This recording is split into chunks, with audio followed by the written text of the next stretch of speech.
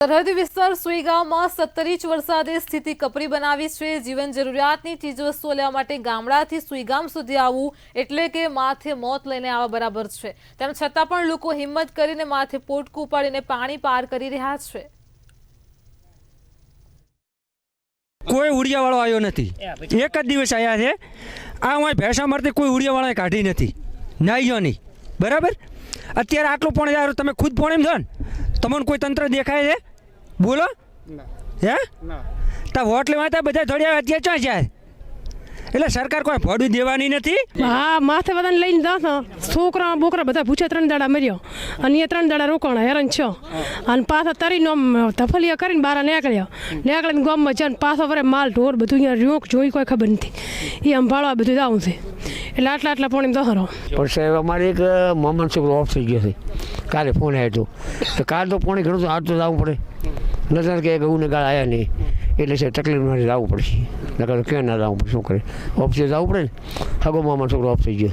મંતવ્ય ન્યૂઝ પહોંચ્યું છે સુઈગામના છેલ્લા ગ્રામીણ વિસ્તારના, જ્યાં ઘૂંટણ કરતાં પણ વધુ પાણી ભરાય છે, જેને કારણે લોકોને જબરજસ્ત હાલાકી વેઠવાનો વારો આવ્યો છે। સીધા દ્રશ્ય બતાવીશ કે આ લોકો પોતાની જે ઘર માટેની જે જીવન જરૂરિયાત ચીજ વસ્તુ હોય, શાકભાજી લેવા માટે અહીંયા ગયા હતા, એ પણ લગભગ કમરસમા પાણીથી ગયા હતા। અહીંની પરિસ્થિતિ બહુ ખરાબ છે। અહીંયા લાખો રૂપિયા નહીં પણ કરોડો રૂપિયાનું નુકસાન છે, ખેતીમાં નુકસાન છે, સાથોસાથ પશુપાલનનું નુકસાન છે, અને વધુમાં ખાવું તો શું ખાવું, કારણ કે 5-5 દિવસથી જે આ વહેણ વહી રહ્યા છે, જેને કારણે લોકોની હાલત બહુ કફોડી બની છે। બીજી બાજુ જો વાત કરવામાં આવે તો અહીંના જે નાના બાળકો છે, બાળકોની પરિસ્થિતિ પણ ખરાબ થઈ છે। ત્યારે સીધી વાત કરીશું, શું કહેશો, ક્યાંથી આવો છો? હાલ બજારમાંથી આવો છો, લગભગ અમે આ બધું રાશન પાણી લેવા ગયા હતા પણ કોઈ મળ્યું નથી। લગભગ શું કહે અત્યારે ખૂબ ટ્રાફિક અહીંયા થઈ ગયો છે ને થોડાક ચોખા લઈ આવ્યા 2-3 કિલા જેવા, થોડુંક 2 કિલા જેવી ડુંગળી લઈ આવ્યા, પણ હાલત બહુ ખરાબ છે। 15 કરતાં હાલના 17માં બહુ હાલત ખરાબ છે।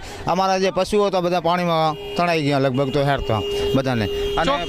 ચોક્કસી તો અહીંની પરિસ્થિતિ બહુ ખરાબ છે। ત્યારે વધુ વાત કરીશું અન્ય એક જોડે। કાકા, શું ઉપાડીને આવે છો ને ક્યાંથી આવો? જે ખાવા પીવાનું રાશન પાણી આપણે લઈને આવીએ છીએ, પાણી ખૂબ વધારે આવ્યું છે તો અત્યારે બધું કારણ કે બધું ઘણું પાણી આવ્યું એટલે બધું એ ખૂટી જાય ને સાહેબ, એટલે આ રાશન લોટ ને સાધન બધું ખાવા પીવાનું બધું એ સાધન સામગ્રી લઈને આવ્યા છે, તેલ, મીઠું, મરચું, હળદર। એમાં જે પશુઓ હતો નાના હતા એ તો ઘણા તળાઈ ગયા બધા।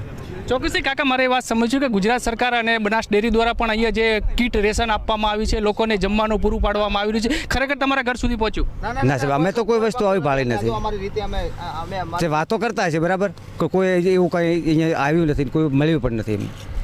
ગુજરાત સરકાર દ્વારા 5 અધિકારીનો ટીમ બનાવી છે લોકોને મદદ કરવા માટે, તમારા ઘર સુધી ટીમ પહોંચી છે? ના સાહેબ, જે પાણી આગળ રોડમાંથી થોડું છે ત્યાં સુધી આવીને ફોટા પાડીને જતા રહે છે, બાકી જે આટલા પાણીની અંદર એ આવીને તો એમને ખબર પડે કે આ એની પરિસ્થિતિ શું છે અને શું તકલીફ છે।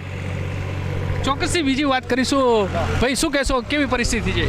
પરિસ્થિતિ બહુ ખતરનાક છે, બહુ ખતરનાક। અમારી સારવાર કોઈ કરતું જ નહીં, સારું આટલા પાણીમાં ડૂબીને કેવી રીતના આવતા લોકોને તો સંભાળવા કે છોકરા નાના બચ્ચા બધું આમ જોવું તો પડે ને થોડા ઘણું। કોઈ સારવારવાળા ગાડી નહીં આવી, કશું નથી આવી। ચોક્કસથી તો અહીંયા દાવા અનેક થઈ ગયા છે, પણ રિયાલિટી કંઈક અલગ છે। લોકો જાતે જ પોતાના જીવન માટે અહીંયા ઝઝૂમી રહ્યા છે। ત્યારે અહીંયા સવાલ એ પણ ઊભો થઈ રહ્યો છે, ગુજરાત સરકારે જે ટીમ બનાવી તે ટીમ કે છે, અહીંના આગેવાનો કે છે ને અહીંનું સ્થાનિક તંત્ર કે છે, ખરેખર જ્યારે જરૂર છે પ્રજાને ત્યારે આ તંત્ર અને આગેવાનો ક્યાંક પાણીમાં બેસી ગયા હોય એવી હાલત સામે આવી છે। આવી પરિસ્થિતિમાં ક્યાંક ને ક્યાંક કુદરતના ભરોસે જ આ લોકો બેઠા છે, કારણ કે હવે કશું બચ્યું જ નથી। પશુપાલન વેરવિખેર થઈ જોઈએ, ખેતીમાં લાખોનું નુકસાન થયું છે, ઘરે રહેવું તો પણ ક્યાં રહેવું એ બાબતને લઈને અનેક સવાલો આજે પણ યથાવત છે। પ્રકાશ ત્રિવેદી, મંતવ્ય ન્યૂઝ, બનાસકાંઠા।